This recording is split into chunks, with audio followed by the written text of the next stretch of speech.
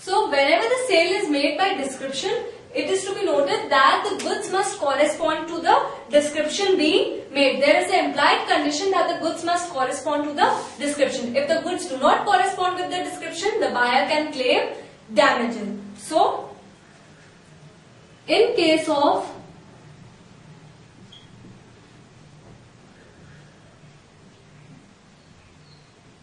sale by description,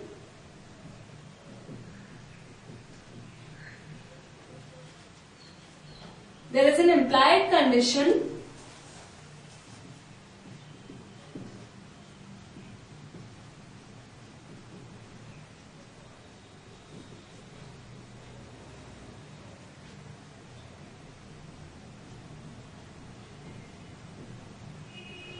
that the goods must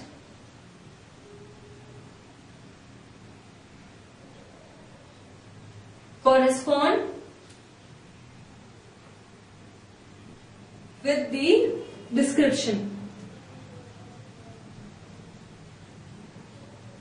And if the goods are not according to the description, then in such a case, the goods may be returned and the damages can be claimed. Now, it is to be remembered that this is based on the principle that if you contract to sell peas, you cannot sell beans. So, that means if you contract to sell somebody peas, then you cannot sell beans to that person. So, whatever is the description you have made to the buyer, the goods must correspond with the description. If the goods do not correspond, the buyer is not bound to pay for the goods. Let's take an example. Suppose A sold a reaping machine to B. A reaping machine is a machine used to reap. So, a reaping machine to B. While selling the machine, he told B that the machine was just 1 year old and was used to only reap 50 acres of land. So, he made a description to B that the machine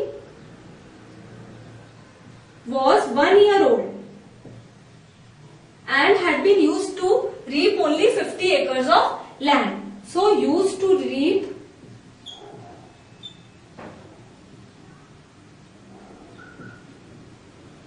15 acres of land.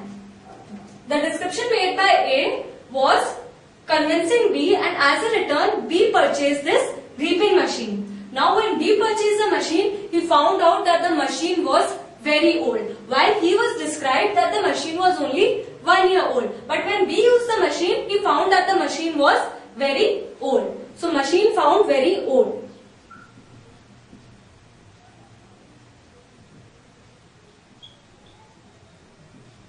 Now, here the goods do not correspond to the description. So, there is a breach of a condition that the goods do not correspond to the description being made. In such a case, B can reject the goods, he can return the machine, and he cannot be forced to pay for the machine, and he can also claim damages because there is a breach of condition on the part of A, because the goods do not correspond to the description being made at the time of sale. So, the second implied condition is that the goods must correspond to the description.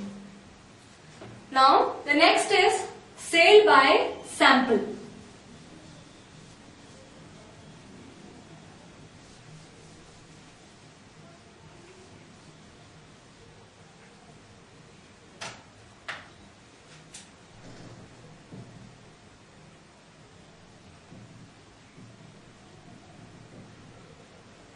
Sometimes when we purchase the goods, we have a look at the sample and then we purchase the goods. In case the sale is being made by the sample, then there are three implied conditions.